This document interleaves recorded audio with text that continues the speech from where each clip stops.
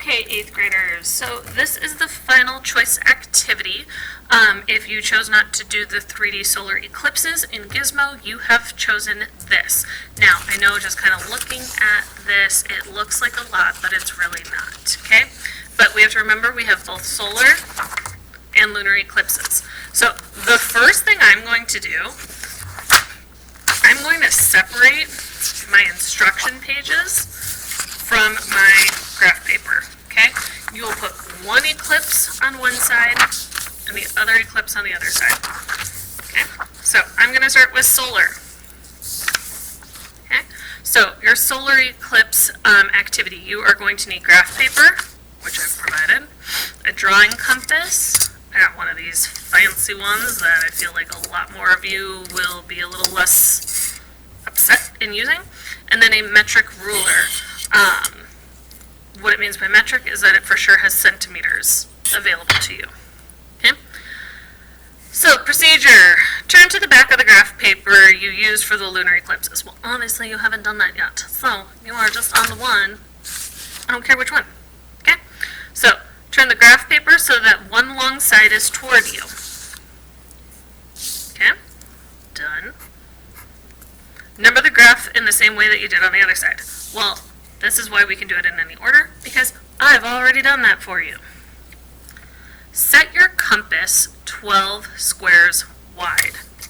Now, if you use this one, it's going to be maybe a tish more challenging getting that and then keeping that. That's what this little mechanism is. It's a lock, so I'm trying to see, like I'm trying to push and it's not going anywhere. Okay, so that. But you have to set it 12 wide. Okay, if you put it to where it's like in the middle, which is essentially where the centimeters start, then you need to count out 12. So 1, 2, 3, 4, 5, 6, 7, 8, 9, 10, 11, 12. So you're at about 6.3 centimeters wide. Okay? I locked this in place, so now it's not going to jumble down. Okay, so that's step number 4.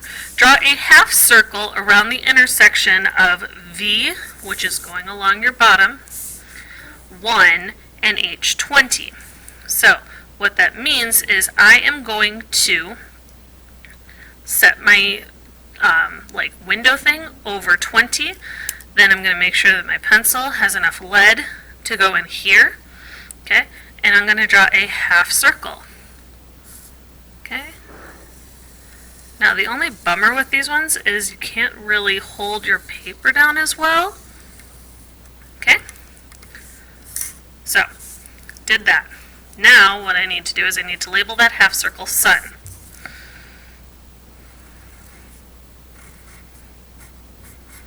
Sun. Set the compass to 9 squares wide. So, again, going to kind of line it up with the middle. Release this, so we're at 1, 2, 3, 4, 5, 6, 7, 8, 9. So it's at just about 4.9, almost 5. Okay? So I set that. Next step is to draw a half circle around the intersection of V48, which is going along this bottom edge. 48 is the very last one. And H20, which was where we started with the sun. So I'm going to make sure that I'm going across here. If you want to just double check that you're not going above that 20, I like to line up my ruler to do so here. Okay, and then I'm going to make sure that my centimeter part is hovering over this little opening. And again, I'm going to grab this. Ooh. Oh, and try not to break your lead like I just did. Okay. So, and then you are going to label this half circle Earth.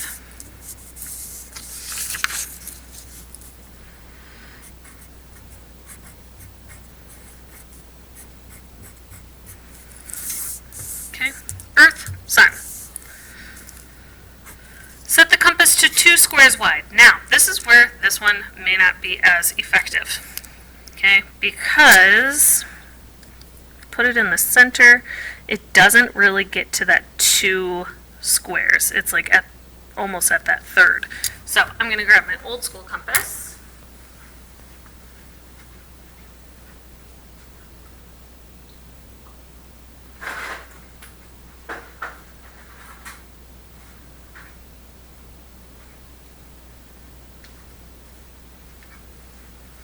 Sorry, I had to walk across the room to get my old school compass. And I'm going to set it to 2 squares wide. So line one up, line the other up. Okay, so it should only be about this. Okay, now it says draw a full circle at the intersection of V34 and H20. So again, H20 is going across the center here, and then V34, if I'm looking here, I'm finding the 34, I'm going up. Now, I'm just going to make a little dot, or an X, or whatever helps you, so that I know that that's where that one is going. Okay? So I'm going to make a full circle. Now, I just showed you guys this trick in the last one with an actual compass, but I like to turn my paper and hopefully not hit everything in its path. Okay?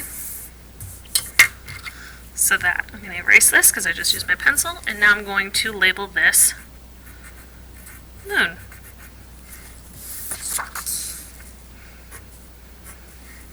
Okay? Line up the top of the sun with the top of the moon and draw a line from the top of the moon to the earth. So what does that mean? I'm going to go up here to the top of my sun. Okay? And I'm going to find the top of my moon. So I have the top, and then you can see right here is where the top of my moon is. But I'm just going to draw from this spot to the earth. Okay, so you can see how it goes right along the top. So, number 10, done. Line up the top of your sun with the bottom of the moon and draw a line from the bottom of the moon to the earth. So again, I'm going to line it up here, but now I'm going to go to the bottom of my moon.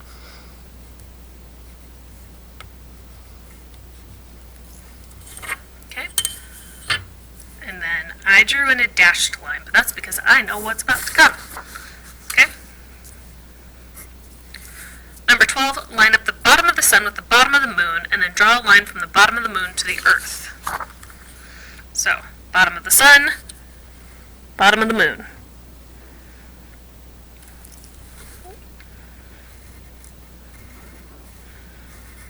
Okay, and I'm going to extend it just again so you can see bottom, top. Okay, number 12. Number 13, line up the bottom of the sun to the top of the moon, and then draw a line from the top of the moon to the earth. So bottom of the sun, top of the moon, and then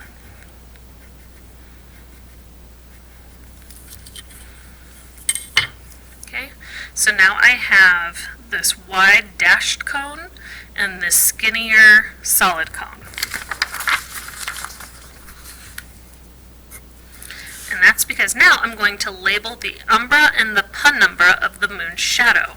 Reminder, the umbra, where you're completely under the umbrella, is right here in this dark line.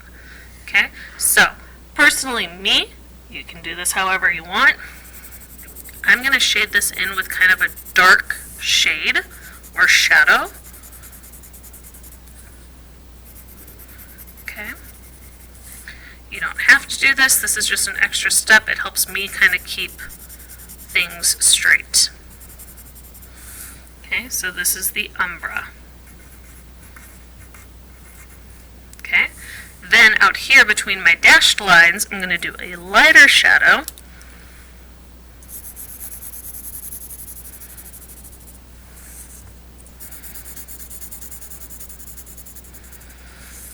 And then this is a penumbra. And this is also a penumbra, or partially under the umbrella. Okay? Between the sun and moon, label with large letters solar eclipse. Okay, so in between here.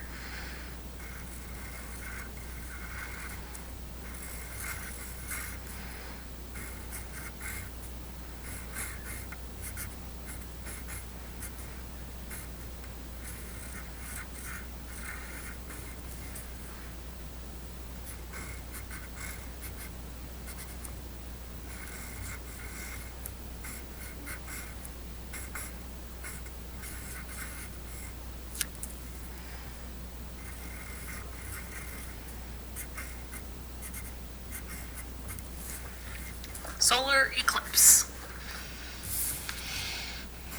Okay, so I can cross off number 15. Now you need to answer the questions under data and observation. So if you flip it over here, what I would just recommend is maybe writing up here solar, because you are going to do lunar 100% by yourself. Then write lunar so you know when you have it flipped over which one you're exactly looking at. Now, obviously, you're not going to have to worry about step number 2 for lunar eclipse or step number 3, okay? Because that has already been done for you. I have already, if you flip this over, I have already labeled the bottom and the side. So, everything else you should be able to do. Make sure you're paying attention to the umbra versus penumbra. Make sure that you are setting your compasses to the right size. If you have any questions, please ask your teacher. We would love to help you. But this is what your solar eclipse one should look like. So now you have to do your lunar eclipse. Fantastic. If you have any questions, let us know. Thank you.